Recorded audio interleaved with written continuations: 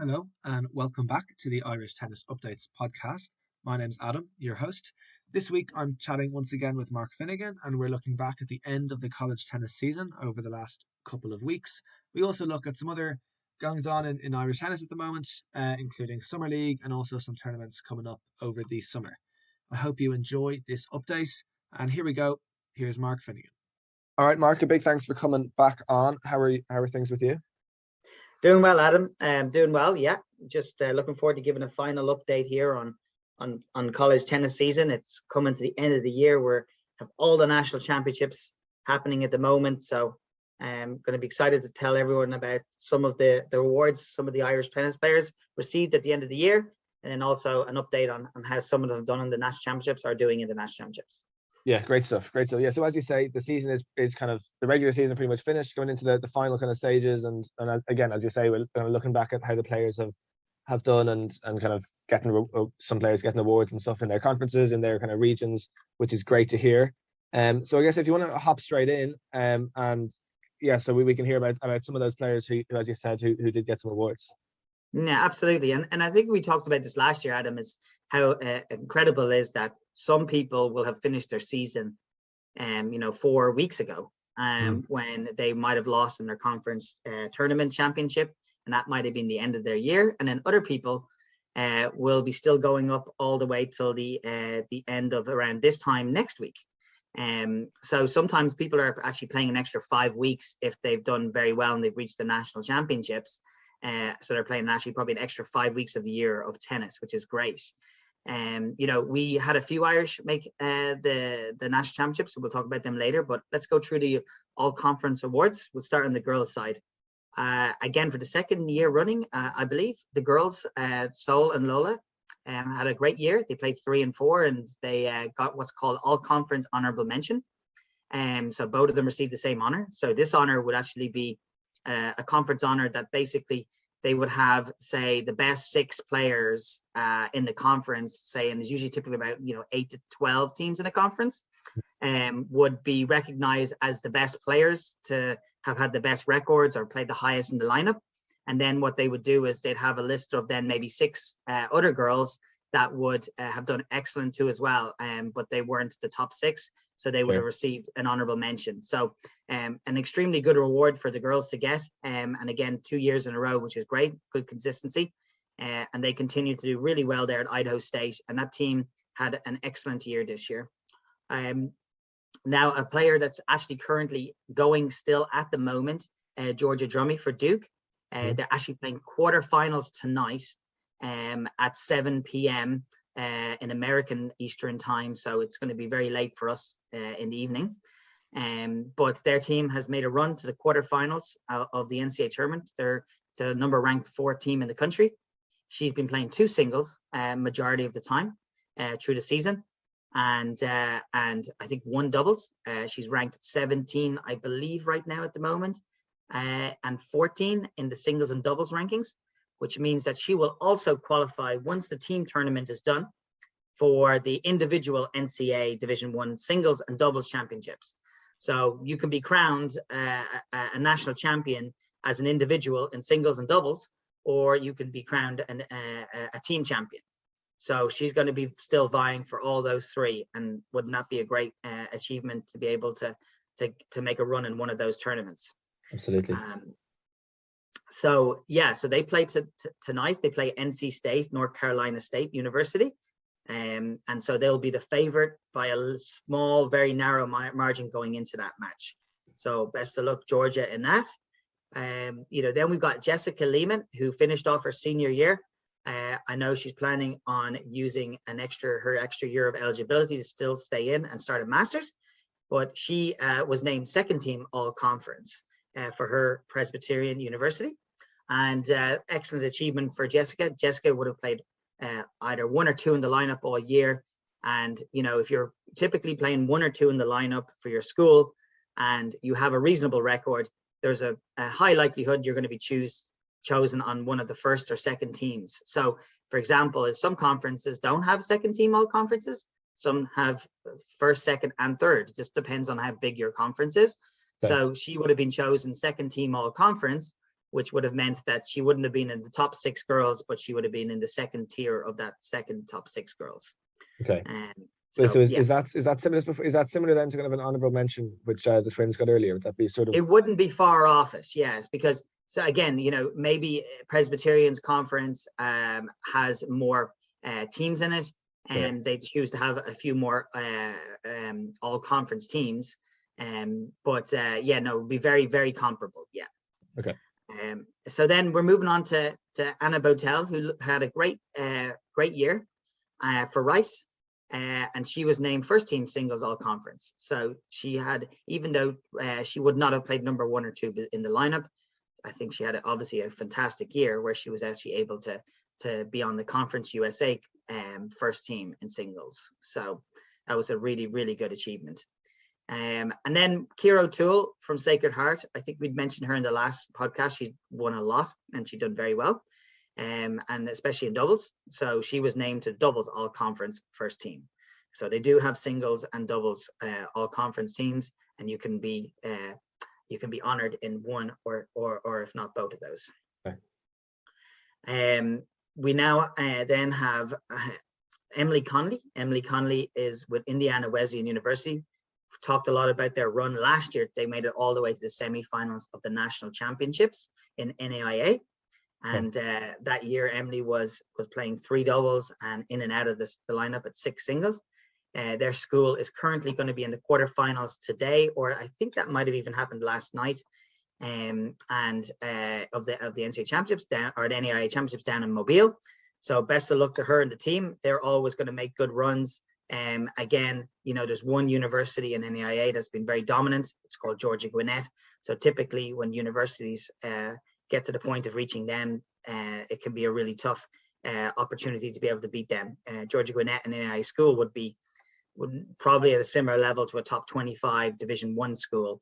So they are a powerhouse in NAIA. So lastly, then which is a little bit more unique on the girls' side, Georgia Lilly Lynn Brown for St. Petersburg's College in Tampa, Florida, had a fantastic end to the year. In junior college, she's in a 2-year university where she'll be going on into a 4-year university. So she's in her first of her 2 years there. And she actually won what's called the national championships in her flight 4. So she is actually a national champion when it comes to junior college, which is an incredible achievement. And there's a likelihood of her being named a junior college All-American because of winning that flight 4 national championship in singles. Now, to explain to everybody a little bit, the Junior College National Championships operates a little bit differently. What they do, which is kind of fun and unique, is they actually put all of the number 1 players in junior college for their teams that are of a certain ranking of the team in a bracket, and they all compete in it's like a regular open draw, and whoever finishes first in the draw gets a certain amount of points for getting to the final. And if you lose in the semifinals, you get a certain amount of points, or if you lose first round of the round of 16, then you get a certain amount of points. And then what happens is all the 1s play in the same flight, 2s, 3s, 4s, 5s, and 6s, same with 1, 2, and 3 doubles. And then what they do is they calculate up all of the points of each player on their team to then determine who's the team champion. Okay. So for example, is Gigi would have played flight 4 and won the national championship. So she would have earned a lot of points for the overall team for her bracket. But unless her number 1, 2, 3, 5, and 6 girls were very competitive, then the chances of them winning a team championship were probably pretty slim. So it's a very different way they do it, but it's very unique, but it's also very more traditional of what a normal tennis tournament would look like. No, that's a nice way to do it, and it's nice to hear just the different ways that the different kind of divisions and the different kind of levels do it, and have a bit of variety in there is cool. Absolutely, and yeah. To give you an idea, Adam, the level of the flight 1 of the junior college there, if you're making a semifinals or even a quarterfinals of that, then you're going to be going on to be playing, at a really good Division I level school. So, these top junior college girls and guys that are reaching the national championship finals and semis, they're elite athletes. I mean, I know typically the best players are always top 100 ITF juniors because sometimes people have to go to junior college for a couple of different reasons, and academically sometimes can be a better fit for people to start off with. And then also the second reason would be it's a little bit cheaper, and the cost of attendance at a junior college can be a little bit more accessible. Yeah, absolutely. And maybe, Mark, to move on to the guys, to any kind of awards or finishing up the looking at the season for the guys. Yeah, and I think the first one would be, I guess, before we go into the guys, is Dara Glavin, and they won a round in the first round of the NCAA championships this year. So congratulations. So they are actually made the round of 32. So in his first year as the assistant for Miami. So well done, Dara. And then on the men's side, Thomas Brennan, who's been very consistent at Butler, has always been in that top 2 of the lineup. He got named first team all conference again this year. I believe he was first team all conference again last year too as well. He is finished now too as well. I am not 100% sure if he's going to use his 5th year or not. We'll see about that.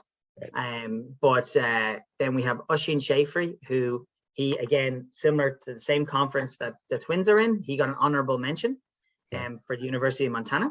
So he was on that conference team. So he played some great tennis, but he also won a really great award. So a lot of the time in universities, they will give awards to their student athletes for the overall athletic department, which, you can be one of, say, 300 to 600 people in part of the athletic department of all sports at your university. So it's, these awards are not given lightly to people. So he actually received an award on the male side for being the overall best and overachieving person when it comes to academics and athletics for the whole athletic department of Montana. So that's a really, really big deal, because that means he's obviously done a fantastic job on and off the tennis court, and he was recognized for that. So that's a well done to you, Oisin, and an incredible achievement. And so just on that one, so the majority of these awards are kind of at a conference level. That one would be at his university would have given that one out. Exactly. Yes, and all of these players. Look, I don't know everybody. Maybe there was some people out there that did win some awards in their universities I haven't heard about. So I wouldn't have mentioned those, but his was mentioned by his coach to him. So it's obviously a really, really big deal. That's the number one award I think you can get at your university in the athletic department. So yeah, excellent job there from Oisin. Should be very proud of himself. Another one that's I think has overachieved and has had a great experience over there, who's now done too as well, is Fergus O'Rourke from Spring Hill College, a D2 school. And I think Fergus was at Lander and was not able to make the top 6 at Lander. Lander would have been an elite Division 2 university, always top 10 in the rankings. He actually transferred over and had 3 years or 2 years of eligibility, I cannot remember, but he just got named Player of the Year for his whole conference. So that means he was named the overall, like, the most overachieving player, not just for his team, but for the overall, all of the teams in his conference. That's brilliant. Yeah, so that's an incredible achievement from Fergus. And I know Fergus worked really hard on his tennis game over in America during the summers, along with doing some coaching too as well. So amazing achievement from him, and something that he'll have for the rest of his life, to know that he was Conference Player of the Year. So another good achievement there is Jonathan Garcia from Merrimack. He was named doubles second team all conference. So well done to Jonathan. And then we have, Connor Gannon, who his team actually, the men's played yesterday. So his team was Tennessee, but Connor is no longer with that team. So he's not there. He's back in Ireland at the moment. But they just made the semi-finals of the national championship. And so yeah, he is a big part of the success of that team, especially early on. He played a lot of those matches too as well. So on the men's side, that was it. All right, good stuff, Mark. So I guess just to move on maybe and touch on Summer League, which we have back for the first time since 2019, which is really, really good to see. And I know we're 2 weeks in now. The third week is kind of in the middle of the third week of the league. So it's great to have it back and see everyone getting all this kind of opportunity to be competing against all the clubs again. Yeah. So what are your kind of impressions back with Summer League first couple of weeks? Yeah, I think it's been great to see so much participation of the former pro players and college players. Especially, I think Fitzwilliam have done a fantastic job of not just two teams. For example, like last week we played Fitzwilliam 2, and Fitzwilliam 2 had two Division 1 players playing 1 and 2 for them that weren't that recent. They're just recently graduated, playing in their lineup of 1 and 2 singles. So Sam Barry obviously would probably be the strongest league player, and Julian Bradley right now at the moment with being ex-pros just off the circuit. But I think it's really encouraging to see the level and the standard of that Class 1 league go up and up. And it's not a surprising to see Fitz there on the top of their Section A with 8 points, and then Templeogue actually being extremely competitive right behind them on 8 points too as well, and always a dangerous Glenageary, who have a great team camaraderie there, coming in third place at the moment. Monkstown will be bolstered with Conor Gannon now back, so he'll be back in the lineup. So hopefully he'll be playing league. So I know their team will get stronger and stronger. And then, legends like Owen Casey still playing for Donnybrook, and a very, very deep Clontarf team too as well that are at the bottom of the group right now at the moment. And then David Lloyd, David Lloyd have got a former top 500 player playing number 1 singles for them. And then Nace, obviously my home club, has got Julian Bradley and Paul Fitzgerald, a Division 2 national champion. And then in second, and then we got your club, Greystones, right behind them. So that's going to be a matchup happening tomorrow night. Yeah. And then obviously we got Castleknock, Sutton, and then Sandy Cove there in the 4, 5, and 6 spot there too as well. So overall, like those probably 4 teams that come out into the semis are going to be extremely competitive. And so it's good to see that. And then on the girls' side, always love the way the girls, have just one section with 6 teams with 5 matches and then just a final. Malahide, it's been great to see a lot of the Ulster players coming down to participate for Malahide. It's been brilliant. They're 1, 2, 3 on the girls and the guys side are all players who are coming down to compete for Malahide, which is great. That's what we want to see. Is even though this is the DLTC, it is the best national league in Ireland. So the fact that we give access to all of these players to compete on teams is just so important. David Lloyd, it'll be interesting to see if they get bolstered by a few extra players back. They're currently in 2nd place. Sutton are missing a few of their normal players that would play for them, but they're in 3rd with Nason 4th, and then Fitz and Donnybrook 5th and 6th. So, but everyone's bunched up pretty close there, from the bottom team 3 points to the top team 7 points. So a lot can change in the next 3 fixtures, that's for sure. Yeah, no, it'll be exciting to see that. And as you say, it is just great to see, former pros, former college players, even some current college players, like bringing up the very top level of this. But like I always think it's nice to kind of to be aware that like across the LTC, it is, it's one of the biggest kind of leagues like across Europe in terms of participation, like the huge numbers across all the classes, and just great to see so many tennis matches being played kind of every weekend and during the week.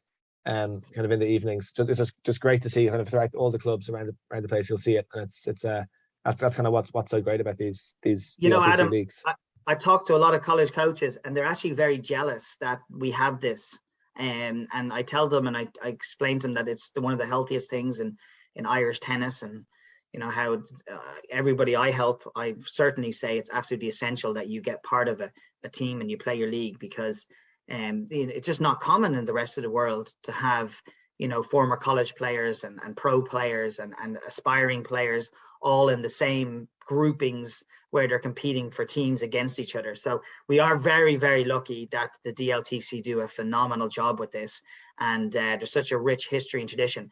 And we do need to try to somehow get back this. After the match, you come and you have some tea and some coffee and some sandwiches, because that's another thing that I actually wished was part of college tennis, was afterwards the teams dined with each other, because I think this is an absolute a crucial part of what makes up a tennis player, is being able to then walk into a room and be able to have a conversation with the player that you just competed against with. And also it's great for networking too, for some of these younger players to meet some of these older players, hear their stories and stuff like that. So I know that's kind of gone away a little bit. And I'm hoping because of COVID that, people will start bringing that back again, because we don't want to lose that tradition. Hopefully, I definitely would like to see that. And just maybe to move on a little bit and touch on some kind of people who are traveling around and playing some kind of across the junior tennis and also some futures tennis over the last few weeks. So firstly, just to mention Celine Simoniou, who I know we've been mentioning a bit recently, but is still kind of on a great run of form. She's actually now moved into the top 100 in the ITF junior rankings, which is a great achievement. She's been playing tournaments quite a lot the last kind of month, 2 months. And just in doubles in particular, she's had a lot of great success in the last few tournaments with kind of 3 straight finals, winning 2 of those finals. And on the single side as well, reaching quarterfinals and a couple of tight losses as well throughout there. But Celine just in a great kind of place at the moment with her tennis. Also, we've had some other players kind of playing junior tennis. Simon Janssen, also Nathan Slattery have been traveling around a bit and getting some wins under their belts, and Lucy Hogan as well has been doing great stuff, kind of coming through qualifying a few times and getting into main draws now herself. And obviously just a few weeks ago she also won a grade 5 event in Ghana, and having good doubles runs as well is Lucy. And then just to mention 2 more, firstly Oscar Hussein, who has moved on a bit now and is kind of at the stage where he's getting into main draws on his own ranking now in futures. So kind of earlier in the year, he would have been qualifying every week, and he did well, kind of qualified quite a few times and was starting to win main draw matches. And now is the last couple of weeks getting into draws on his own ranking. He's moving very close to the top 1,000 now, so that'll be good to see Oscar break that mark, hopefully soon. And then also Simon Carr, who was out for a while with injuries, has now been back for a few weeks, and actually this week is playing in Croatia and has won a couple of matches, and also in singles and in doubles, so having a good week for Simon, and hopefully he can keep that going moving into the summer as well. So obviously, as we say, good to see the tennis in Ireland, but then also all these players who are traveling abroad to get those opportunities to compete as well is always nice to see and follow and keep up with. Well, it's great, Adam, also as well. We got Davis Cup we got coming up against Barbados here at the end of the summer, I believe. So an absolutely huge opportunity for us. And again, another thing that I think all our aspiring juniors and college players, need to keep staying motivated to have that opportunity one day to be able to represent your country. We're obviously a win against a win against there, I think, is going to put us in really good situation, Davis Cup wise. And I know Billie Jean Cup is going to be happening in the middle of the summer, right around that Wimbledon period. So I know we're going to have a very competitive team again, where I think we did excellent last year. We just narrowly missed out on qualification. So that's really great. And then look, great to hear that we've got these 3 ITF junior events along with these Tennis Europes this summer, which is absolutely fantastic, right, Adam? A record amount of ITFs this year, 5 going to be happening in Ireland. Let's get that number up. Let's get that up a number closer to 10 eventually in the next couple of years. And let's bring as many players into Ireland as we possibly can that are foreigners to play us on our home soil. So, I'm big part of the second week of that ITF junior event. And what we're trying to do is hopefully, have that under 18 Irish national event be part of that same, and have those international players be in there in that draw too as well. So it almost feels like you're playing 2 ITF junior tennis tournaments that week. So the players that lose earlier on in that main draw or the qualies, they get an opportunity to play more foreigners. And that's just good for Irish tennis, because, we're playing the same players week in, week out, and that doesn't help us get better versions of ourselves. We need to be playing constantly different competition and international competition to measure ourselves up against. So.